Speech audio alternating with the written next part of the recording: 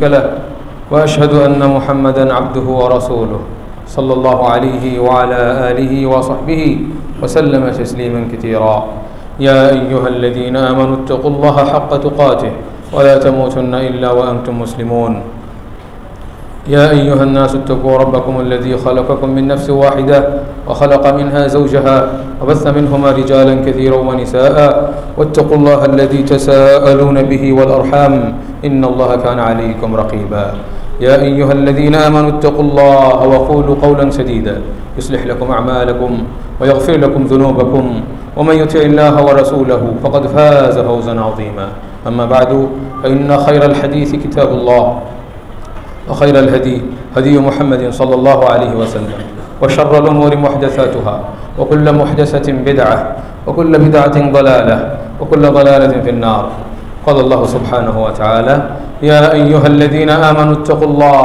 وكونوا مع الصادقين وقال سبحانه وتعالى فلو صدقوا الله لكان خيرا لهم وقال النبي صلى الله عليه وسلم إن الصدق يهدي إلى البر وإن البر يهدي إلى الجنة وإن الرجل ليصدق حتى يكتب عند الله صديقا وإن الكذب يهدي إلى الفجور وإن الفجور يهدي إلى النار وإن الرجل ليكذب حتى يكتب عند الله كذابا الحمد لله আল্লাহ সুবহানাহু ওয়া তাআলার জন্য সকল প্রশংসা যার মেহেরবানিতে আমরা প্রতি জুমার ন্যায় আজকের এই জুমাতেও যথাসময়ে আল্লাহর ইবাদতের জন্য তার ডাকে সাড়া দিয়ে মসজিদে আসতে পেরেছি। যে আল্লাহ আমাদেরকে তৌফিক দিয়েছেন আমরা তার শুকরিয়া জ্ঞাপন করি আলহামদুলিল্লাহ। সালাত সালাম বারাকা নাজিল হোক প্রিয় নবী সর্বশ্রেষ্ঠ নবী মুহাম্মদ সাল্লাল্লাহু আলাইহি ওয়াসাল্লামের উপর। আল্লাহুম্মা সাল্লি ওয়া সাল্লিম ওয়া বারিক আলা আবদিকা ওয়া রাসূলিকা মুহাম্মদ ওয়া আলা আলিহি ওয়া সাহবিহি আজমাইন। সম্মানিত উপস্থিতি, আল্লাহ সুবহানাহু ওয়া তাআলা মানব জাতির অনেকগুলি সুন্দর সুন্দর বৈশিষ্ট্য দিয়েছেন, যেগুলি খেসাল এবং বৈশিষ্ট্য মানুষের ভিতরে থাকলে তারা দুনিয়া এবং আখিরাতে সফল হতে পারবে, কল্যাণ লাভ করতে পারবে। এই সকল বৈশিষ্ট্যগুলির মধ্যে অন্যতম একটি বৈশিষ্ট্য হচ্ছে as-sidq, সত্যবাদিতা। সত্যবাদিতা আমরা বুঝি যে শুধু মানুষের সাথে সত্য কথা বলা, কিন্তু সত্যবাদিতা শুধু মানুষের সাথে সত্য কথা বলা নয়। সত্যবাদিতার অর্থ আল্লাহর সাথে সত্যবাদী হওয়া। মুহাম্মদ সাল্লাল্লাহু আলাইহি ওয়াসাল্লাম যিনি আমাদের রাসূল, সর্বশ্রেষ্ঠ নবী, সর্বশ্রেষ্ঠ রাসূল, তার সাথে সত্যবাদী হওয়া, পাশাপাশি মানুষের সাথেও সত্যবাদী হওয়া। এবং এই সত্যবাদিতার অনেক গুরুত্ব রয়েছে। আল্লাহ সুবহানাহু ওয়া তাআলা পবিত্র কোরআনুল কারীমে ইরশাদ করেছেন, ইয়া আইয়ুহাল্লাযীনা আমানু তাকুল্লাহ, হে তোমরা যারা ঈমান এনেছো, তাকুল্লাহ, তোমরা আল্লাহকে ভয় করো। অর্থাৎ তোমরা ঈমান এনেছো, এই ঈমানের দাবি অনুযায়ী তোমরা চলো এবং আল্লাহ যেগুলি নিষেধ করেছেন সেগুলি, আল্লাহ যেগুলি আদেশ করেছেন সেগুলি পালন করো এবং যেগুলি নিষেধ করেছেন সেগুলি থেকে বিরত থাকো। এর মানে হচ্ছে ইত্তাকুল্লাহ ওয়া কুনু মা সাদিকিন, এবং যারা সত্যবাদী তাদের সাথে হও। অর্থাৎ যাদের কথা, যাদের কাজ, যাদের অবস্থা সত্যবাদী তাদের সাথে হও। বাহ্যিকভাবে অনেক কিছু দেখিয়ে অলসতা, খারাপ নিয়ত ইত্যাদিতে যারা চলে এদের থেকে দূরে থাকো। ইখলাস এর সাথে চলো। কুনু মা সাদিকিন, যারা সত্যবাদী আছে তাদের সাথে তোমরা চলবে। আল্লাহ সুবহানাহু ওয়া তাআলা আরো বলেছেন, ফালাউ সাদাকুল্লাহ, যদি তারা আল্লাহর সাথে সত্যবাদিতার পরিচয় দিত, সত্যটা গ্রহণ করতো আল্লাহর সাথে, তাহলে সেটা তাদের জন্য কল্যাণকর হতো। এবং আল্লাহ সুবহানাহু ওয়া তাআলা প্রশংসা করেছেন ওয়াস-সাদিকিনা ওয়াস-সাদিকাত, যে সকল পুরুষ, যে সকল নারী সত্যবাদী তাদেরকে আল্লাহ সুবহানাহু ওয়া তাআলা প্রশংসা করেছেন এবং তাদের জন্য মহা পুরস্কার আল্লাহ সুবহানাহু ওয়া তাআলা রেখেছেন। রাসূলুল্লাহ সাল্লাল্লাহু আলাইহি ওয়াসাল্লাম বলেছেন, ইন্নাস সিদকা, নিশ্চয়ই সত্যবাদিতা, ইয়াহদি ইলাল বির, ভালোর দিকে নিয়ে যায়, কল্যাণকর কাজের দিকে নিয়ে যায়, আমলে সালেহের দিকে নিয়ে যায়। ওয়া ইন্নাল বিররা ইয়াহদি ইলাল জান্নাহ, আর কল্যাণকর কাজ, ভালো কাজ, এটা জান্নাতের পথে পরিচালিত করে, ফলাফলে সে জান্নাতে প্রবেশ করবে। ওয়া ইন্নার রাজুলা লা ইয়াসদুকু হাত্তা ইউকতাবা ইনদাল্লাহি সিদ্দিকা, আর একজন ব্যক্তি সত্য কথা বলতে থাকে, সত্য বলতে থাকে সবার সাথে, যেখানে লেনদেন ইত্যাদি বিভিন্ন ক্ষেত্রে সত্য কথা বলে, সে আল্লাহর নিকটে সিদ্দিক হিসেবে তার নাম লিখে দেওয়া হয়। যেমন আবু বকর সিদ্দিক রাদিয়াল্লাহু আনহু। এছাড়া আমরাও যদি সত্য কথা সদা সর্বদা বলি আল্লাহর সাথে, রাসূলের সাথে এবং মানুষের সাথে, আমাদেরকে আল্লাহ সিদ্দিক হিসেবে লিখে নেবেন। অন্যদিকে ব্যক্তি মিথ্যা বলে, এই মিথ্যা যদি সে বলে তাহলে ইউকতাবু ইনদাল্লাহি কাযযাবা, বলছে যে ইন্না আল কাযিব, মিথ্যা কথা বললে, একটা মিথ্যা বললে এই মিথ্যাটা তাকে ইয়াহদি ইলাল ফুজুর, বিভিন্ন পাপাচারিতার দিকে নিয়ে যায়। একটা মিথ্যা আরও অনেকগুলো মিথ্যার জন্ম দেয় এবং অনেক অন্যায়ের দিকে নিয়ে যায়, আর এই অন্যায়গুলি ইয়াহদি ইলান নার, জাহান্নামের আগুনের দিকে তাকে পরিচালিত করে, ফলাফল তাকে জাহান্নামে যেতে হবে। ওয়া ইন্নার রাজুল লা ইয়াকযিব, ব্যক্তি মিথ্যা কথা বলে, ছোট থেকেই মানুষের সাথে, পিতামাতার সাথে, পাড়া প্রতিবেশীর সাথে সে মিথ্যা কথা বলতেই থাকে, হাত্তা ইউকতাবা ইনদাল্লাহি কাযযাবা, পরিশেষে তাকে আল্লাহর নিকটে কাযযাব হিসেবে, মিথ্যাবাদী হিসেবে তার নাম লিখে দেওয়া হয়। এটা সহিহ হাদিস। সম্মানিত উপস্থিতি, এজন্য আমাদেরকে সদা সর্বদা সত্যবাদিতাকে আঁকড়ে ধরতে হবে। যদিও অনেক সময় সত্যবাদিতা হয়তো আপনাকে কিছুটা কষ্টের ভিতরে নিপতিত করতে পারে, সাময়িক। হয়তো সত্য কথা বললে আপনি কিছুটা অসুবিধার ভিতরে থাকতে পারেন সাময়িক, কিন্তু এর ফলাফল অনেক মধুর, এর ফলাফল অনেক সুন্দর। আমরা একটি ঘটনা বলবো সত্যবাদিতা সম্পর্কে। তার আগে আল্লাহর সাথে সত্যবাদিতার অর্থ কী? অনেক লোক রয়েছে যারা মুখে মুখে বলে আমান্না বিল্লাহ, আমরা ঈমান এনেছি, অথচ এটা তাদের মুখের কথা, অন্তরে তাদের কোনো ঈমান নাই, অন্তরে তারা আল্লাহকে বিশ্বাস করে না, মুখে মুখে বলে, সে কিন্তু আল্লাহর সাথে সত্যবাদিতার পরিচয় দেয় নাই। এরকম ব্যক্তিদেরকে ইসলামে তাদেরকে বলা হয়েছে মুনাফিক, যারা মুখে ঈমানের দাবি করে অথচ অন্তরে তাদের ঈমান নাই, এদেরকে বলা হয় মুনাফিক। ওয়া ইন্নাল মুনাফিকিনা ফিদ দারকিল আসফালি মিনান নার, মুনাফিকদের স্থান হবে জাহান্নামের গহীনে অতল তলে, সবচেয়ে নিচে নিকৃষ্ট স্থানে তাদের স্থান হবে। একইভাবে আল্লাহর সাথে সত্যবাদিতা, আমরা যত ভালো কাজ করব সেই কাজগুলি সাধারণত ভালো কাজগুলি আল্লাহর সন্তুষ্টির জন্য হতে হবে, একমাত্র আল্লাহকে খুশি করার জন্য। আমরা যে কোনো ভালো কাজ, সালাত, সিয়াম, যাকাত, হজ, যত ভালো কাজ রয়েছে ইবাদত, এগুলি আমরা আল্লাহর সন্তুষ্টির জন্য সম্পাদন করব। একইভাবে দাওয়াতি কাজ, এটা কিন্তু অনেক বড় একটি কাজ, অনেক বড় সওয়াবের কাজ। এই কাজটি সেটাও আল্লাহকে খুশি করার জন্য, মানুষদেরকে জাহান্নামের পথ থেকে বের করে জান্নাতের পথে পরিচালিত করার জন্য, আল্লাহকে খুশি করার জন্য এই নিয়তে হতে হবে। যদি কেউ বাহ্যিকভাবে দাওয়াতি কার্যক্রম পরিচালনা করে কিন্তু তার উদ্দেশ্য থাকে মানুষের বাহবা কোরআন, মানুষের সন্তুষ্টি অর্জন, পার্থিব সম্পদ উপার্জন, তাহলে কিন্তু সে আল্লাহর সাথে সত্যবাদিতার পরিচয় দিতে পারল না। এজন্য আমাদের সকল ভালো কাজ, হ্যাঁ এটা সত্য, যদি আমরা আল্লাহর সন্তুষ্টির জন্য ইখলাসের সাথে সকল ভালো কাজ করি তাহলে এর ফলাফল আল্লাহ সুবহানাহু ওয়া তাআলা আপনার জন্য অনেক সুমিষ্ট রাখবেন দুনিয়াতে। মানুষ আপনাকে ভালোবাসবে, মানুষ আপনাকে সম্মান করবে, মানুষের কাছে আপনি প্রিয় হবেন, আল্লাহর কাছে প্রিয় হবেন। কিন্তু এটা হলো মৌলিক উদ্দেশ্য নয়। মৌলিক উদ্দেশ্য আপনার দাওয়া, আপনার সকল কল্যাণকর কাজ, মসজিদ নির্মাণ, মাদ্রাসা নির্মাণ, ইয়াতিম মিসকিন ছাত্রদের পেছনে অর্থ ব্যয়, যা কিছু আপনি করেন এগুলির উদ্দেশ্য থাকবে আল্লাহ, কারণ এগুলি ভালো কাজ, এর মাধ্যমে আমরা আল্লাহকে চাই। এটা হলো সত্যবাদিতা আল্লাহর সাথে। পক্ষান্তরে যদি এর মাধ্যমে আমরা মানুষের সানা, মানুষের প্রশংসা ইত্যাদি উদ্দেশ্য করি, আমি যেই হই না কেন আমি আল্লাহর সাথে সত্যবাদিতার পরিচয় দিতে পারি নাই।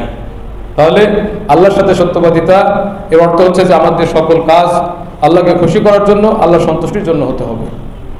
আর তখনই কিন্তু এটা গ্রহণযোগ্য হবে, এটা আমাদের জন্য কল্যাণকর হবে। আর অন্যদিকে যদি উল্টো হয়, আমরা আল্লাহর কাছে এর প্রতিদান তো পাবোই না, বরং এটার জন্য আমাদেরকে হয়তো দুনিয়াতেই অনেক সময় লাঞ্ছনা নেমে আসবে, আর পরকালে তো আল্লাহ সুবহানাহু ওয়া তাআলা লাঞ্ছিত করবেন। রাসূলুল্লাহ সাল্লাল্লাহু আলাইহি ওয়াসাল্লামের সাথে সত্যবাদিতা, আমরা পড়ি মুহাম্মাদুর রাসূলুল্লাহ, এটা আমরা পড়ি মুহাম্মাদুর রাসূলুল্লাহ, মুহাম্মদ সাল্লাল্লাহু আলাইহি ওয়াসাল্লাম আল্লাহর রাসূল। অথচ আমরা অনেক সময় দেখি অনেককে আল্লাহ রাসূল সাল্লাল্লাহু আলাইহি ওয়াসাল্লামের সাথে সত্যবাদিতার পরিচয় দিতে পারে নাই। মুখে বলে মুহাম্মদ রাসূলুল্লাহ, তার হাদিস, তার কত কথা যখন তার সামনে তুলে ধরা হয় তখন সত্যবাদিতা থাকে না। তখন দেখা যায় বিভিন্ন ইমামের উদ্ধৃতি দিয়ে, বিভিন্ন পীরের উদ্ধৃতি দিয়ে, বিভিন্ন বুজুর্গের উদ্ধৃতি দিয়ে রাসূলুল্লাহ সাল্লাল্লাহু আলাইহি ওয়াসাল্লামের হাদিসকে ছুঁড়ে ফেলে দেয়। তাহলে এটি কিন্তু রাসূলুল্লাহ সাল্লাল্লাহু আলাইহি ওয়াসাল্লামের সাথে সত্যবাদিতা নয়। বলল ঠিকই মুখে, এজন্য অনেকেই দেখবেন বর্তমানে নাম দিয়েছে আশিক রাসূল, রাসূলের আশিক। অথচ রাসূলুল্লাহ সাল্লাল্লাহু আলাইহি ওয়াসাল্লামের মহব্বত তার অন্তরে নাই, রাসূলুল্লাহ সাল্লাল্লাহু আলাইহি ওয়াসাল্লামের ভালোবাসা তার অন্তরে নাই। সে এইটাকে ব্যবহার করে মুনাফিকি করছে সমাজে, জাস্ট একটা সিম্বল লাগিয়েছে গায়ে যে রাসূলের আশিক, রাসূলের মুহিব। এরপরে রাসূল সাল্লাল্লাহু আলাইহি ওয়াসাল্লামের বিরোধী যত কথা রয়েছে, যত কাজ রয়েছে, সেইগুলি তারা করছে। রাসূলুল্লাহ সাল্লাল্লাহু আলাইহি ওয়াসাল্লামের জীবনযাপন, কিভাবে তিনি আল্লাহর ইবাদত করেছেন, কিভাবে আল্লাহর জিকির করেছেন, সেগুলির কোনো খবর নাই। বিভিন্নভাবে নিজেরা তৈরি করে মানুষকে বিভ্রান্ত করে তারা সমাজে চলছে এবং দুনিয়া ভোগ করছে। এরা মিথ্যাবাদী। রাসূলুল্লাহ সাল্লাল্লাহু আলাইহি ওয়াসাল্লামের সাথে এরা সত্যবাদী তার পরিচয় দেয় নাই। রাসূলুল্লাহ সাল্লাল্লাহু আলাইহি ওয়াসাল্লামের হাদিস তারা ছুঁড়ে ফেলে দেয়।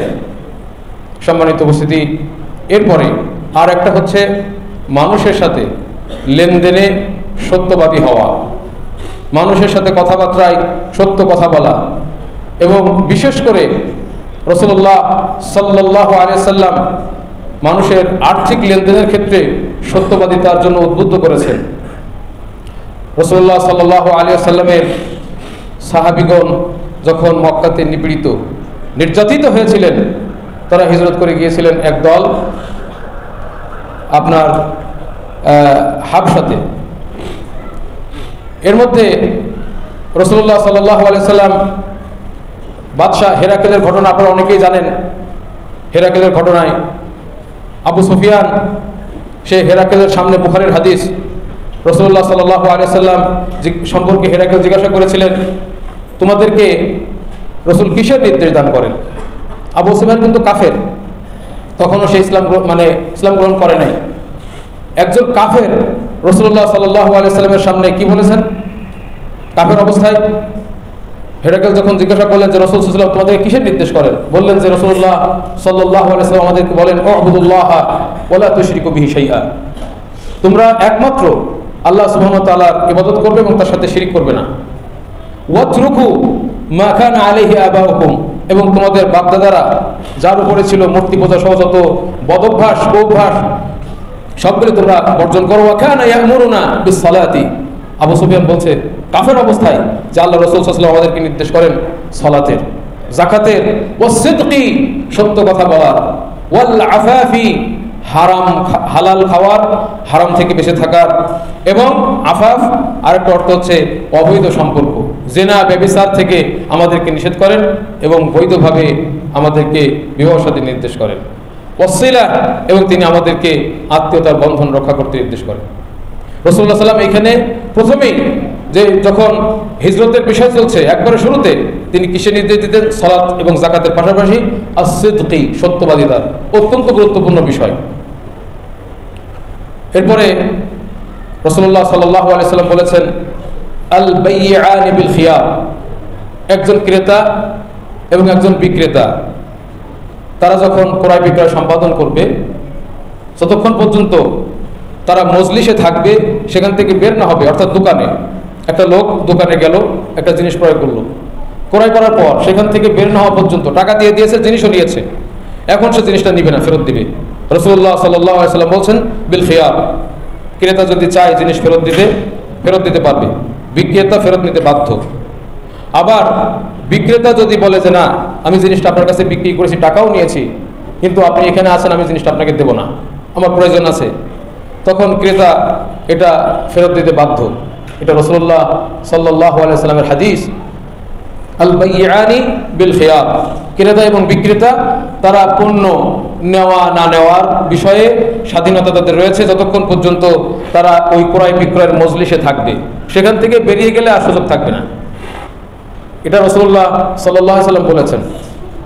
এটা ইমাম শাফিঈ এবং ইমাম আহমদ রাহিমাহুল্লাহ তারা বলছেন যে এটাই ফতোয়া। যেহেতু রাসূলুল্লাহ সাল্লাল্লাহু আলাইহি ওয়াসাল্লামের হাদিস, আমি একটা জিনিস কিনেছি, এখানে এখন আছে, আমি নিব না, এটা বিক্রেতা ফেরত নিতে বাধ্য। পক্ষান্তরে ইজতিহাদ করেছেন ইমাম আবু হানিফা এবং ইমাম মালিক রাহিমাহুল্লাহ, তারা বলছেন যে এই সুযোগ নাই। আপনি পণ্য কিনেছেন, ওখানে আছেন, এখন আর ফেরত নেওয়া হবে না, ফেরত নেওয়া চলবে না, বিক্রেতা ফেরত নিতে পারবে না, ক্রেতাও ফেরত দিতে পারবে না, কোনো সুযোগ নেই। কিন্তু হাদিস যেখানে বলছে যে ফেরত নেওয়া যাবে, সেখানে ইমামদের অত্যন্ত সম্মান রয়েছে। ইমাম আবু হানিফা রাহিমাহুল্লাহ, ইমাম মালিক রাহিমাহুল্লাহ অত্যন্ত সম্মানী। কিন্তু এই মাসালাতে যেখানে সরাসরি রাসূলুল্লাহ সাল্লাল্লাহু আলাইহি ওয়াসাল্লামের হাদিস এসেছে, সেখানে কিন্তু আর কারো কথা গ্রহণযোগ্য হতে পারে না। সুতরাং রাসূলুল্লাহ সাল্লাল্লাহু বলছেন ফাইন সাদাকা ওয়া বায়্যানা, এরপরে তিনি বললেন যে ক্রেতা এবং বিক্রেতা যদি সত্যবাদী হয় ক্রয় বিক্রয়ের ক্ষেত্রে, ও বায়্যানা, এবং বিক্রেতা বলে তার পণ্যের গুণাগুণ সত্য সত্য কেমন সেটা যদি বলে, কোনো কিছু না লুকায়, দোষ ত্রুটি বলে দেয় যে ভাই আমার পণ্য এরকম এরকম এরকম, এগুলি যদি বলে দেয়, বুরিকা লাহুমা ফি বাইইহিমা, তাদের ক্রয় বিক্রয়কে আল্লাহ বরকত ঢেলে দিবেন, কল্পনা করতে পারবে না এত বরকত আল্লাহ দিবেন। ওয়াইন কাতামা, আর যদি ক্রেতা বিক্রেতা লুকায়, গোপন করে, আসে না এরকম মাছের বাজারে যাবেন, মাছ কিনবেন, সুন্দর করে প্যাকেটের ভিতরে রেখে দিয়েছে, দেখতে উপরের দিকে ভালো, ভেতরে পচা মাছ রেখে দিয়েছে, বাস কিনে এনে আপনি ঠকে গেলেন, ওর বরকত হবে না। মিথ্যুক, এইভাবে যারা লেনদেন করে, বিক্রয় করে, পণ্যের মান গোপন করে, দোষ ত্রুটি গোপন করে, ফাইন কাতামা ওয়া কাযাবা, মিথ্যা কথা বলে, মুহিকাত বারাকাতু বাইইহিমা, তাদের ক্রয় বিক্রয়ের বরকত উঠে যাবে। খুব বেচাকেনা করে, বেচাকেনার অভাব নাই, প্রচুর বেচাকেনা, কিন্তু বরকত নাই, কারণ মিথ্যা কথা বলে। আর কম বেচাকেনা হোক, সত্য কথা বলে যদি ক্রেতা এবং বিক্রেতা উভয়ে সত্য কথা বলে কেনে, আল্লাহ বরকত দিবেন। অনেক সময় ক্রেতাও মিথ্যা কথা বলে, যে ভাই আপনি 60 টাকা কেজি বিক্রি করতেছেন, পাশে তো দেখলাম 40 টাকা বেচতেছে, আপনি 60 বেচতেছেন। তখন বলে তাই নাকি, তখন সে ক্রেতার কথা শুনে ঠিক আছে ভাই নেন, অথচ মিথ্যা কথা বলছে ক্রেতা, ও কিনে নিয়ে বরকত হবে না, ওই খাবার খেয়ে তার কোনো বরকত হবে না। যাই হোক, এই হাদিস দ্বারা উদ্দেশ্য সত্যবাদিতা এর গুরুত্ব। সম্মানিত উপস্থিতি, যেটা বলছিলাম, রাসূলুল্লাহ সাল্লাল্লাহু আলাইহি ওয়াসাল্লামের সাথে সত্যবাদিতার একটি নমুনা, অনেক দীর্ঘ একটি ঘটনা, কিন্তু সংক্ষেপে বলার চেষ্টা করব, এবং সত্যের কি উপকারিতা এখান থেকে আমরা বুঝতে পারবো। কাব বিন মালিক রাদিয়াল্লাহু আনহু একজন বিখ্যাত সাহাবী, উনি বলছেন যে আমি আমার জীবনে 2টা যুদ্ধ থেকে পিছিয়ে ছিলাম, 2টা যুদ্ধে যাই নাই, একটা হলো তাবুক যুদ্ধে আর একটা বদর যুদ্ধে। তো বদরের যুদ্ধে যারা যায় নাই তাদেরকে কোনো তিরস্কার করা হয়নি, কারণ বদরের যুদ্ধের ঘটনা ছিল যুদ্ধ করা না। বদরের যুদ্ধের উদ্দেশ্য ছিল যারা আপনার কুরাইশরা ব্যবসার কাফেলা যাচ্ছিল মদিনার পাশ দিয়ে, তাদের সামনে যা তাদেরকে ধরা। কিন্তু আল্লাহ সুবহানাহু ওয়া তাআলা ঘটনাচক্রে এটাকে যুদ্ধের রূপ দান করেন। এই জন্য সেই যুদ্ধে যারা পিছিয়ে ছিল তাদেরকে আল্লাহ রাসূল সাল্লাল্লাহু আলাইহি ওয়াসাল্লাম তিরস্কার করেন নাই। কিন্তু যারা তাবুক যুদ্ধে যায় নাই তাদের অনেক তিরস্কার হয়েছে এবং তাদের বিষয়ে আয়াত পর্যন্ত নাজিল হয়েছে। তো আমি এই তাবুকের যুদ্ধে যাই নাই। তো উনি বলছেন যে বদরের যুদ্ধে আমি না গেলেও তার পাশাপাশি আমার বদরের যুদ্ধের তো বিশাল ফজিলত। কাব বলছেন যে আমি বদরের যুদ্ধে না গেলেও আমার আরেকটা মর্যাদা আছে ইসলামে, সেটা কি আকাবা। যখন রাসূলুল্লাহ সাল্লাল্লাহু আলাইহি ওয়াসাল্লাম সেই মক্কাতে হজের মৌসুমে বায়াত নিতেন আকাবাতে, বলতে সেখানে আমি অংশগ্রহণ করেছিলাম এবং আমি মনে করি যে আমার সবচেয়ে বড় প্রাপ্তি সেই আকাবাতে অংশগ্রহণ করা, এবং এটা বদরের যুদ্ধ থেকে কোনো অংশে কম নয়, বরং বেশি মর্যাদাপূর্ণ, যদিও মানুষের মনে মনে বা মানুষের মুখে মুখে বদরের বিষয়টা বেশি প্রসিদ্ধ। তো উনি বলছেন যে আমি তাবুকের যুদ্ধে থেকে যে পিছিয়ে ছিলাম, অথচ পিছিয়ে থাকার মতো কোনো ওজোর আমার ছিল না, বরং আমার ওই সময় খুব সচ্ছলতা ছিল। আমি যুবক মানুষ, শরীরে শক্তি আছে। ওই সময় আমার 2টা বাহন ছিল, কখনো আমার একসাথে 2টা বাহন থাকতো না, কিন্তু আমার 2টা বাহন ওই সময় দিয়েছিলেন, আমি সচ্ছল ছিলাম। এবং যুদ্ধটা হয়েছিল এমন একটা সময় যখন গাছের ফল পেকেছে, বসন্তকাল, অত্যন্ত সুন্দর। এবং যুদ্ধটা অত্যন্ত কঠিন যুদ্ধ ছিল। তাবুকের যুদ্ধে আল্লাহ রাসূল সাল্লাল্লাহু আলাইহি ওয়াসাল্লামের একটা বৈশিষ্ট্য ছিল, যখন তিনি যুদ্ধে যেতেন, যেদিকে যাইতেন তার বিপরীত দিকে ইঙ্গিত দিতেন, যাতে করে যুদ্ধের খবরটা শত্রুরা জানতে না পারে। কারণ মুনাফিকরা হয়তো বলে দিবে যে রসুল তোমাদের কাছে আসতেছে। এই জন্য কখনো রসুল এটাকে তাওরিয়া বলে, যদি কথার কথা তিনি পশ্চিম দিকে যুদ্ধে যাবেন, বলতেন আমরা পূর্ব দিকে যাবো যুদ্ধে। কিন্তু তাবুকের যুদ্ধে বলে দিলেন যে আমরা তাবুকে যুদ্ধে যাব, তোমরা প্রস্তুতি নাও। ওই সময় কাব বলছেন রাদিয়াল্লাহু আনহু, মুসলমানরা রাসূলুল্লাহ সাল্লাল্লাহু আলাইহি ওয়াসাল্লামের সাথে যারা যুদ্ধে যাবে তাদের সংখ্যা অনেক বেশি, অনেক বেশি মুসলিম ওই সময়। তো আমি মনে মনে ভাবছি যে আমি যদি না যাই তাহলে আল্লাহ রাসূল বুঝতেও পারবেন, এত লোকের ভিড়ে আমার নাম কি আর খবর হবে বা আল্লাহ রাসূলের স্মরণ থাকবে? কত মানুষ যাবে, এমনকি আরও যদি 2-10 জন না যায় রাসূল সাল্লাল্লাহু বুঝতে পারবেন এত মুসলমানদের ভিড়। যাই হোক, রাসূলুল্লাহ সাল্লাল্লাহু আলাইহি ওয়াসাল্লাম যুদ্ধের প্রস্তুতি নিতে লাগলেন। এদিকে মুসলিমরা তার সাথে যুদ্ধের প্রস্তুতি নিচ্ছে। আমি এই প্রস্তুতি নেই করে আমার প্রস্তুতি নেওয়া হলো না। ইতিমধ্যে রাসূলুল্লাহ সাল্লাল্লাহু আলাইহি ওয়াসাল্লাম যুদ্ধে রওনা দিয়ে দিলেন। যুদ্ধে রওনা দেওয়ার পরে আমি ভাবলাম যে অসুবিধা নাই, রাসূল সাল্লাম গেছে, আমি 2-1 দিন পরে বের হয়ে রাসূলুল্লাহ সাল্লামের সাথে যে শরীক হব, রাস্তায় ধরে ফেলবো, আমি দ্রুত গতিতে উঠ চালিয়ে নবী সাল্লামের সাথে শরীক হব। উনি বলছেন ভাই আফসোস, সেটাও যদি করতাম তো কতই না ভালো হতো, কিন্তু তাও হলো না। 2 দিন পরে এই যাবো করতে করতে তাও যাওয়া হলো না। রাসূলুল্লাহ সাল্লাল্লাহু আলাইহি সাল্লাম চলে গেলেন। এরপরে আমি যখন রাসূল সাল্লাম যাওয়ার পরে বাজারে যাই, বিভিন্ন জায়গায় ঘোরাঘুরি করি, মনটা আরও খারাপ। কেন? বাজার ঘাটে বিভিন্ন জায়গায় গিয়ে দেখি যারা যুদ্ধে যায় নাই ওরা ভালো লোক না, পরিচিত মুনাফিক যারা তারা যায় নাই, আর যারা অসুস্থ চলাফেরা করতে পারে এরকম কিছু লোক, আর সবাই যুদ্ধে চলে গেছে। এটা দেখে আমার কষ্টটা আরও বেশি হতে লাগলো যে আমি গেলাম না, সবাই গেল, এটা কেমন হলো? তো মুনাফিকদের সাথে আমি থেকে গেলাম। এরপরে বলছে যে এর মধ্যে রাসূল সাল্লাল্লাহু আলাইহি ওয়াসাল্লাম মদিনায় থাকতে যে আমার একটু খোঁজ নেবেন যে কাব কোথায়, তাও নেননি। উনি যখন চলে গেলেন তাবুকে, সেখানে গিয়ে বলছে যে কি খবর, কাবকে তো দেখছি না, কাব কোথায়? তখন একজন আনসারী সাহাবী দাঁড়িয়ে বললেন, আল্লাহ রাসূল ওর কথা আর বলবেন না, টাকা পয়সা হয়েছে, ভালো জামা কাপড় গায়ে দেয়, এগুলো নিয়েই ব্যস্ত, ভালো লোক না। এই কথা যখন একজন আনসারী বললেন, তখন মুআয বিন জাবাল প্রতিবাদ করলেন দাঁড়িয়ে, খবরদার, তুমি এই কথা বলতে পারো না, আমরা তো কাব বিন মালিককে ভালো লোক হিসেবেই জানি। এই কথা শুনে আল্লাহ রাসূল সাল্লাল্লাহু আলাইহি ওয়াসাল্লাম চুপ থাকলেন। এদিকে কাব মনে মনে ভাবছে যে আমি তো গেলাম না, এখন কিভাবে আমি, আল্লাহ নবী যখন ফিরে আসবে কিভাবে আমি বাঁচবো, কিভাবে আমি তার কাছে ওজর পেশ করব। বলছে আমি খুব বিচক্ষণ লোক ছিলাম এবং আমার যারা পরিচিত আত্মীয় স্বজন ছিল এদের সাথে আমি যোগাযোগ করলাম বিভিন্ন জায়গায়, এবং সাল্লাল্লাহু আলাইহি ওয়াসাল্লাম যখন ফিরে আসবেন তখন এই সমস্ত কথাবার্তা বলে যুক্তিযাক্তা দিয়ে আমি মোটামুটি পার পাবো, সেখান থেকে বেঁচে যাব। এগুলো সাজিয়ে রেখেছি, অন্তরে অনেক বাতিল মিথ্যা এগুলো সাজিয়ে রেখেছি, এভাবে সুন্দর করে বলে আমি একটা ওজর পেশ করব। এর মধ্যে দিন যায় আল্লাহ রাসূল সাল্লাল্লাহু আলাইহি ওয়াসাল্লাম যখন তাবুক থেকে ফিরে আসতেছেন, এই খবর যখন আমি শুনলাম, সাথে সাথে আমার অন্তরে এমন ঝাঁকুনি উঠলো, কাঁপুনি উঠলো, যত মিথ্যা সাজিয়েছিলাম আর কিছুই আমার মনে নাই, সব হারিয়ে গেছে। আমি ভাবলাম তুমি কিভাবে আল্লাহ রাসূলের সামনে আমি এগুলো বলবো, আমার আর কিছুই মনে নেই। যাই হোক, আল্লাহ নবী সাল্লাল্লাহু আলাইহি সাল্লাম যুদ্ধ থেকে ফিরে আসলেন। ওনার একটা বৈশিষ্ট্য ছিল, অভ্যাস ছিল, উনি যখন সফর থেকে ফিরে আসতেন, সফর থেকে ফিরে এসে উনি প্রথমে বাসায় যেতেন না, প্রথমে তিনি মসজিদে আসতেন, মসজিদে এসে 2 রাকাত সালাত পড়ে বসতেন।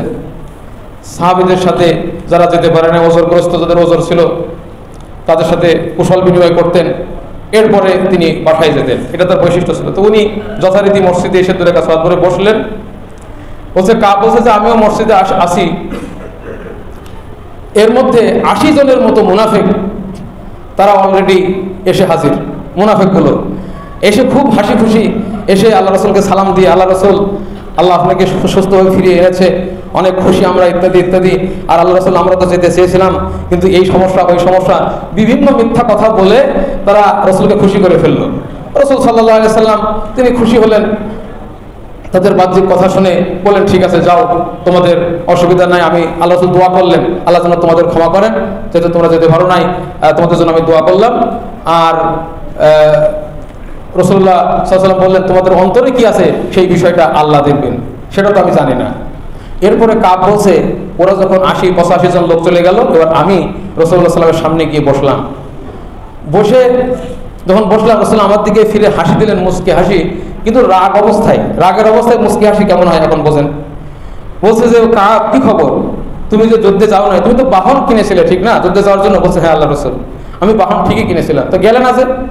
কাব বলছে আল্লাহ রাসূল, আমি যদি আপনার সামনে না বসে পৃথিবীর অন্য কোনো মানুষের সামনে বসতাম, তা আপনি জানেন আল্লাহ আমাকে অনেক যুক্তি, অনেক বিচক্ষণতা আল্লাহ দিয়েছেন, আমি কৌশল করে মুক্তি পেয়ে যেতাম।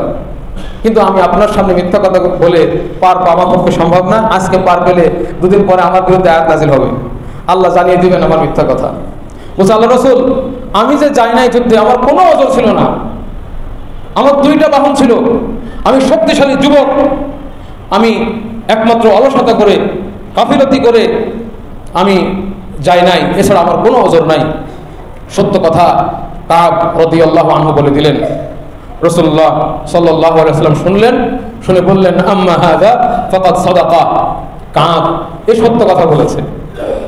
আল্লাহু আকবার।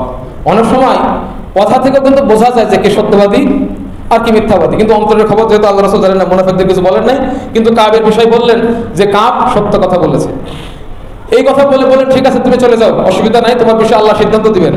এবং সাহাবীদেরকে নির্দেশ দিলেন তোমরা আজকে থেকে কাবকে বয়কট করবে যতক্ষণ পর্যন্ত না কাবের বিষয়ে আয়াত নাজিল না হয়। দেখেন উনি সত্য কথা বললেন, সত্য কথা বলে সাময়িক কষ্ট পড়লেন।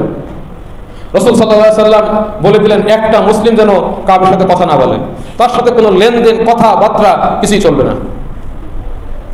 তো যাই হোক, কাব এগুলো শুনে যখন চলে যাচ্ছে, পিছে পিছে কিছু সাহাবী, তারা সত্যবাদী ভালো সাহাবী, তারা বলছে কাব আমরা তো জীবনে কখনো তোমাকে মিথ্যা কথা বলতে দেখি নাই, তা তুমি একটা দিন মিথ্যা কথা বলে ওই 85 জন যেমন পার পেয়ে গেল, তুমিও পার পেয়ে যেতে। আর তাছাড়া ওদের জন্য তো আল্লাহ রাসূল ক্ষমা আছে, তোমার জন্য ক্ষমা চাইতো, আল্লাহ তো মাফ করে দিতে পারতেন। তো তোমার কি দরকার ছিল আজকে সত্য কথা বলার, একটা দিন মিথ্যা কথা বলতেই। তো এদের কথা শুনে কাবের মনে মনে হলো তাহলে কি আবার ফিরে যেয়ে বলবো যে আল্লাহ রাসূল আসলে আমার ওজর ছিল। তো এরকম একটা মনে আসলো আমার। আসার পরে কাব পরক্ষণে বলতো আচ্ছা আমি যে সত্য কথাটা বলছি এরকম আমার সাথে কি আরো 2-1 সত্য কথা বলেছে? বলছে হ্যাঁ তাও অবশ্য 2 জন বলেছে, আরো 2 জন আছে এরকম। কে?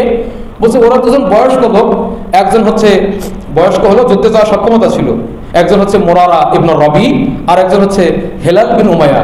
বলছে ও আরো 2 জন যেহেতু আছে তাহলে ওরা 2 জন তো অনেক ভালো লোক, অনেক ভালো, সুতরাং এই 2 জন ভালো লোক তারা যদি সত্য কথা বলে আমি এবার ফিরে যে মিথ্যা কথা বলবো কেন, যাক আল্লাহ ভরসা, আমি চললাম, আমি যা সত্য কথা বলেছি। বলছেন আমি যুবক মানুষ, বাড়িতে আসলাম, আমি ঠিকই বাজার ঘাটে যাইতাম, বিভিন্ন জায়গায় চলাফেরা করতাম, মানুষকে সালাম দিতাম, কেউ আমার সাথে কথা বলে না, সালামের জবাবও দেয় না। আর আমার 2 সাথী তারা 2 জন বয়স্ক মানুষ রাসূল সাল্লাল্লাহু সামনে থেকে ফিরে গিয়ে বাড়িতে বসে যে কান্না শুরু করছে, আর ওদের চোখের পানি ফোরায় না, কাঁদতেই থাকে সব সময় যে কি ভুল করলাম, আমাদের তওবা হবে কি হবে না। আল্লাহু আকবার। চিন্তা করেন রাসূলুল্লাহ সাল্লাল্লাহু আলাইহি সাল্লামের সাথে একটা মিথ্যা কথা বলে নাই তারা।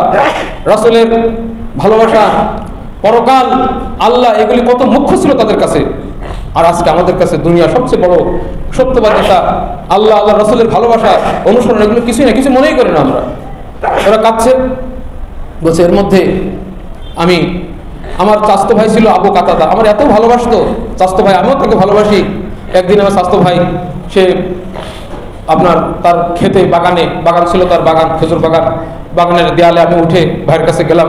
বলছি ভাই মানুষ যদি আমার সাথে কথা না বলে, সালামের জবাব না দেয়, তো ভাই তুমি তো জানো আমি আল্লাহ এবং রসুলকে ভালোবাসি, আমি সালাম দিলাম, সালামের জবাব দিল না, যে এই কথা জিজ্ঞাসা করলাম তুমি তো জানো আমি আল্লাহ এবং রসুলকে ভালোবাসি, এই কথা বলাতে কোনো জবাব কিছুই দিল না। তা আবার বললাম সালাম দিলাম, সালামের জবাব দিল না। তৃতীয়বার যখন বললাম ভাই কেউ না জানো, তুমি তো জানো আমি একজন মুমিন মুখলেস, আমার ভিতরে কোনো নিফাক নেই, আমি আল্লাহ এবং রসুলকে ভালোবাসি, তখন স্বাস্থ্য ভাই কিছুই বললেন না, আল্লাহর কসম করে বলতেছিলাম, তাও কিছু বললো না। উনি বললেন, তুমি আল্লাহ এবং রসুলকে ভালোবাসো কিনা এটা আল্লাহ এবং রসুল ভালো জানেন, আমরা জানি না। বলছে এই কথা শুনে আমি চোখের পানি ধরে রাখতে পারলাম না, কি পরিস্থিতি আমার। যাই হোক, সেখান থেকে বাসায় চলে আসলাম। 40 দিন পার হয়ে গেল, আমাদের সাথে মানুষের কোনো লেনদেন নাই। বলছে যে দুনিয়া এত প্রশস্ত, মনে হচ্ছে এই দুনিয়া সংকীর্ণ হয়ে গেছে। বলছে আমি মনে হয় আমার এলাকাতে নাই, আমি অন্য এলাকায় বসবাস করছি, এমন একটা পরিস্থিতি তৈরি হয়েছে। আকুলু কওলি হাযা ওয়া আস্তাগফিরুল্লাহ লি ওয়া লাকুম ওয়া লিসাইরি আল মুসলিমিন।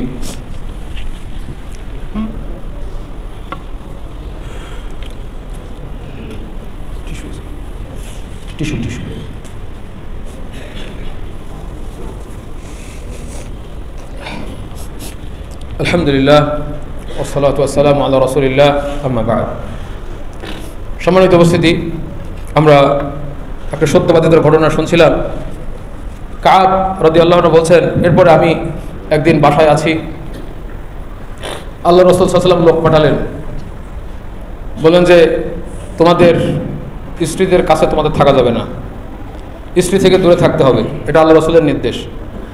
আপনারা জানেন আল্লাহ সুবহানাহু ওয়া তাআলা নারীদেরকে সৃষ্টি করেছেন সাকান, প্রশান্তির জন্য। যখন কোনো মানুষের জীবনে চলাচলের ক্ষেত্রে টেনশন আসবে মাথায়, প্রচুর ভয়, ক্লান্তি, অনেক কিছু আসবে, তখন যদি তার স্ত্রী সতী সাধবী হয়, সেই স্ত্রীর পাশে চলে যাবে। স্ত্রীর কাছে গেলে আল্লাহ সাকান, স্ত্রীকে প্রশান্তির মাধ্যম করেছেন, তার টেনশন দূর হবে, তার মনে প্রশান্তি আসবে। আমাদের নবী বিশ্বনবী মুহাম্মদুর রাসূলুল্লাহ সাল্লাল্লাহু আলাইহি সাল্লাম, তিনিও যখন পাহাড়ের ভিতরে জিবরাইলের দ্বারা জিবরাইল এসেছিলেন, উনি ভয় পেয়েছিলেন, খাদিজার কাছে এসে জাম্মিলুনি জাম্মিলুনি, খাদিজা তাকে সান্ত্বনা দিয়েছিলেন দুইবার। আল্লাহ সাকান করেছেন। এই জন্য এরকম সতী সাধবী স্ত্রী নির্বাচন করা উচিত।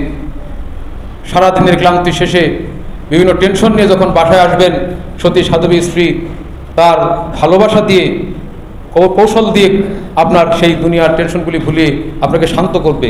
ইনশাআল্লাহ মানুষ প্রশান্তি লাভ করতে পারবে। তো এখানে দেখেন আর একটা বড় পরীক্ষা আসলো।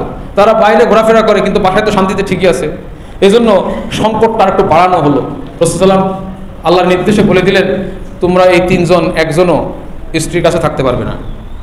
এই কথা কাবের কাছে যখন এসে বলল আল্লাহ রসুলের দূত, তখন কাব কাঁদতে লাগলো, বলছে যে এখন আল্লাহ রসুল কি চেয়েছেন, আবার ভুল করে ফেলি কিনা, আল্লাহ রসুল কি তালাক দিতে বলেছেন নাকি বাপের বাড়ি পাঠাই দিতে বলছেন, কি করতে বলছেন? তো বলছেন না, তালাক দিতে বলেন নাই, কিন্তু স্ত্রীর সংস্পর্শে থাকা যাবে না, স্ত্রীকে দেখা যাবে না, কাছে যাওয়া যাবে না কোনোভাবেই। তখন রাসূলুল্লাহ কাব বললেন তার স্ত্রীকে, যাও তুমি তোমার বাবার বাড়ি চলে যাও, আল্লাহ সিদ্ধান্ত না দেওয়া পর্যন্ত ওখানে থাকবে। অন্য 2 জন হেলাল বিন উমাইয়া এবং মুরারা ইবনে রবি, এদের বিষয়ে একই সিদ্ধান্ত। এদিকে হেলালের স্ত্রী রাসূলুল্লাহ সাল্লাল্লাহু আলাইহি ওয়াসাল্লামের কাছে এসে বলছে, আল্লাহ রসুল আপনি তো নির্দেশ দিয়েছেন, এখন হেলাল হচ্ছে আপনার ওই এমনি তো বয়স্ক লোক, আর আপনি যখন থেকে মানুষদেরকে বয়কট করতে বলেছেন, ওই বাসায় বসে কাঁদতেই থাকে, কেঁদে কেঁদে, কিছু খায় না, দাঁড়ায়, একবারে ক্লান্ত, মরার মতো অবস্থা। এখন আমি যদি তার পাশে না থাকি, সে তো আরও কঠিন ক্ষতিগ্রস্ত হবে। তো একটু কি অনুমতি দেবেন যে আমি তার পাশে থেকে একটু দেখাশোনা করবো, একটু সেবা করব, আপনি যদি অনুমতি দেন? তো বলছে যে ঠিক আছে, তোমাকে অনুমতি দেওয়া হলো, তাকে সেবা করবে, কিন্তু খবরদার তোমার সাথে তোমার কাছে যেন না যায়, বলতে যেন মিলন না করে, এতটুকু তোমাকে অনুমতি দেওয়া হলো, তার পাশে থাকবে। এটা বলছে যে আল্লাহ রাসূল কি বলেন, এমনি তো অনেকদিন থেকে সে বয়স্ক, আর এখন তখন থেকে তার এই সব বিষয়ে কোনো চিন্তাই নেই। বলছে ঠিক আছে যাও। এদিকে কাবের স্ত্রী বলতেছে যে আমাকে বাপের বাড়ি পাঠায় না দিয়ে, বা ওর কিছু আত্মীয় স্বজন বলছে যে যেহেতু হেলালকে অনুমতি দিছে, তা তুমিও তাহলে যাও, রসুলকে যে বলো যে অন্তত স্ত্রীরা পাশে থাকুক। বলছে না, আমি যুবক মানুষ, আমি যে অনুমতি চাইতে যাই, আবার কি বলে না বলে আমার দরকার নেই, এভাবেই থাকি। এইভাবে বলছে যে 50 দিন পার হয়ে গেল। আমি মসজিদে যাইতাম, মসজিদে গিয়ে রাসূলুল্লাহ সাল্লাল্লাহু আলাইহি ওয়াসাল্লাম যেখানে বসা থাকতেন, পাশে গিয়ে সালাত পড়তাম, হয়তো তাহিয়াতুল ওযু, তাহিয়াতুল মসজিদ 2 রাকাত পড়তাম। এবার সালাতের ভিতরেই আমি চুরি করে রসুলের দিকে দেখতাম, রসুলের চেহারার দিকে। তো দেখতাম যখন আমি আল্লাহ রসুলের দিকে তাকাইছি, আল্লাহ রসুল তো আমার দিকে দেখতেছিলেন, আমার তাকানো দেখে মুখটা ঘোরায় নিচ্ছেন। আবার যখন আমি সালাতের দিকে, তখন আবার আল্লাহ রাসূল দেখছেন, আবার দেখছি রাসূল মুখটা ঘুরে নিয়েছেন, এভাবে। তো এইভাবে আমার চলতো। রাসূল সাল্লামকে যে সালাম দিতাম, আসসালামু আলাইকুম, রাসূল সাল্লাম মুখটা নাড়ালেন কি নাড়ালেন না বুঝতে পারতাম না, আমার সালামের জবাব দিলেন কিনা, ঠোঁটটা নাড়ালেন কিনা বুঝতে পারতাম না। এই অবস্থা আমার চলছে। এর মধ্যে হঠাৎ আমি একটা আনসারীদের বাগানে ছিলাম। ইতিমধ্যে হঠাৎ করে শুনতে পেলাম একজন লোক জাবালে সালা, সেলা পর্বত, তার উপর থেকে উচ্চ আওয়াজে চিৎকার করছে যে কাদ, তুমি সুসংবাদ গ্রহণ করো। বলছে এই নির্দেশ, মানে এই আওয়াজ শুনে আমি সাথে সাথে সাজদায় লুটিয়ে পড়লাম, আল্লাহর জন্য সাজদা করলাম। তারপরে আমি বাড়ির দিকে রওনা দিলাম। অনেক লোক তারা সুসংবাদ নিয়ে আসছে আমাদেরকে সুসংবাদ দেওয়ার জন্য।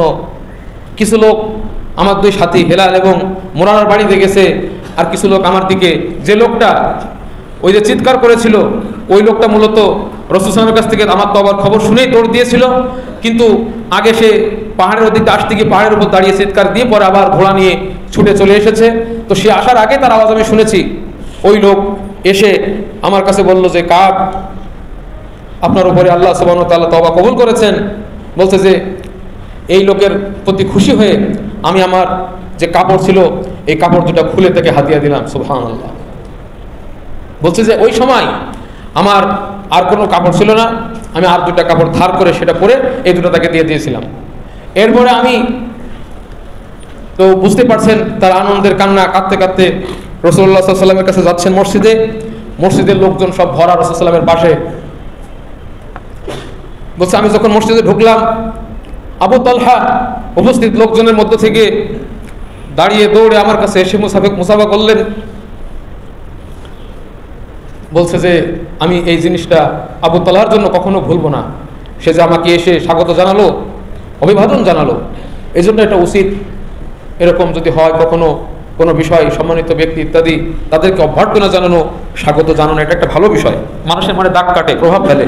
উনি বলছে যে এই বিষয়টা আমি কখনো ভুলবো না। তলহাজে উঠে এসে আমাকে, কারণ সবাই আমাকে বয়কট করেছে এতদিন, আর আজকে যখন প্রথম আসলাম সে দৌড় দিয়ে এসে আমাকে মুসাফা করলো, কত বড় একটা প্রাপ্তি। এরপর রাসূল সাল্লামের কাছে যখন আসলাম, রাসূল সাল্লাল্লাহু আলাইহি ওয়াসাল্লাম আমাকে বললেন, আবশির বিখাইরি ইয়াউমিন ওয়ালাদাতকা উম্মুক, তোমার মা তোমাকে প্রসব করার পর থেকে সবচেয়ে উত্তম দিনের সুসংবাদ গ্রহণ করো, তওবা কবুল হয়েছে, এর তো কোনো পাপই নেই, নিষ্পাপ। বলছে যে আল্লাহ রাসূল, এটা কি আপনার পক্ষ থেকে না আল্লাহর পক্ষ থেকে? বলছে এটা আল্লাহর পক্ষ থেকে। সুবহানাল্লাহ। সত্য কথা বলে সাময়িক সে একটু সংকটে পড়েছিল। রাসূলুল্লাহ সাল্লাল্লাহু আলাইহি ওয়াসাল্লামের সাথে সত্য কথা বলেছেন, সাময়িক সংকট, কিন্তু ফলাফল কি? আল্লাহ সাত আসমানের উপর থেকে তওবা কবুল করেছেন। শুধু মুখে মুখে রাসূলের আশিক হলে হবে না, মুখে মুখে সুন্নি জামাত হলে হবে না, রাসূলের প্রতি প্রেম থাকতে হবে, রাসূলের প্রতি ভালোবাসা থাকতে হবে। আপনার রাসূলের হাদিস পেলে যদি সহিহ হাদিস হয়, সঠিকভাবে হাদিসটা বুঝে থাকেন, পৃথিবী উল্টে যাক, আপনি আল্লাহ রাসূলের হাদিসকে আঁকড়ে ধরে থাকেন, কোরআনের আয়াত আঁকড়ে ধরে থাকেন, আল্লাহ এবং রাসূলের ভালোবাসা, তাদের সাথে ভালোবাসাতে ঈমানে সত্যবাদিতার পরিচয় দিতে হবে। কাব রাদিয়াল্লাহু আনহু বললেন, আল্লাহ রাসূল, আমি আল্লাহ যেমন তওবা কবুল করলেন, এটা শুকরিয়া স্বরূপ আমার যত সম্পদ আছে সব আমি আল্লাহর রাস্তায় দান করে দিতে চাই। বলছে যে না কাব, তুমি সবগুলো দিও না, আমসিক আলাইকা বাযা মালিক, তোমার কিছু মাল তুমি রেখে দাও, এটা তো দরকার, জীবন চলার পথে কিছু সম্পদ দরকার রয়েছে। বলছে ঠিক আছে, তাহলে খাইবারের যে অংশ ওইটা আমি রেখে দিলাম, বাকি সব আমি আল্লাহর জন্য, আল্লাহ আমার তওবা কবুল করছেন, আমি এটা সব দান করে দিলাম। বলছে যেহেতু আল্লাহ আমার তওবা কবুল করেছেন সত্যবাদীদের জন্য, আমি আজকে থেকে আর কখনো কোনো বিষয় মিথ্যা কথা বলবো না। বলছেন যে তখন থেকে আমি কখনো কোনোদিন মিথ্যা কথা বলি নাই। এর আগেও বলেন নাই, কিন্তু এরপর থেকে কখনো বলেন নাই। সম্মানিত উপস্থিতি, এই হচ্ছে সত্যর মানে মিষ্টতা। আল্লাহ সুবহানাহু ওয়া তাআলা যেন আমাদেরকে আল্লাহর সাথে সত্যবাদী হওয়ার তৌফিক দান করেন, আল্লাহ যেন রাসূলের সাথে সত্যবাদী হওয়ার তৌফিক দান করেন, এবং আমরা যেন জীবন চলার পথে আমরা যেন মানুষের সাথে সত্য কথা বলতে পারি, সত্য লেনদেন করতে পারি, এই তৌফিক যেন আল্লাহ সুবহানাহু ওয়া তাআলা আমাদেরকে দান করেন। আমিন। ইন্নাল্লাহা ওয়া মালাইকাতাহু ইউসাল্লুনা আলান নবী ইয়া আইয়ুহাল্লাযীনা আমানু সাল্লু আলাইহি ওয়া সাল্লিমু তাসলিমা। আল্লাহুম্মা সাল্লি আলা মুহাম্মাদ ওয়া আলা আলি মুহাম্মাদ কামা সাল্লাইতা আলা ইব্রাহিম ওয়া আলা আলি ইব্রাহিম ইন্নাকা হামিদুম মাজিদ। আল্লাহুম্মা বারিক আলা মুহাম্মাদ ওয়া আলা আলি মুহাম্মাদ কামা বারাকতা আলা ইব্রাহিম ওয়া আলা আলি ইব্রাহিম ইন্নাকা হামিদুম মাজিদ। ربنا آتنا في الدنيا حسنة وفي الآخرة حسنة وقنا عذاب النار. ربنا لا تزغ قلوبنا بعد إذ هديتنا وهب لنا من لدنك رحمة إنك أنت الوهاب. ربنا ظلمنا أنفسنا وإن لم تغفر لنا وترحمنا لنكونن من الخاسرين. إن الله يأمر بالعدل والإحسان وإيتاء ذي القربى وينهى عن الفحشاء والمنكر والبغي يعظكم لعلكم تذكرون. اذكروا الله جل يذكركم واشكروه على نعمه يزدكم ولا ذكر الله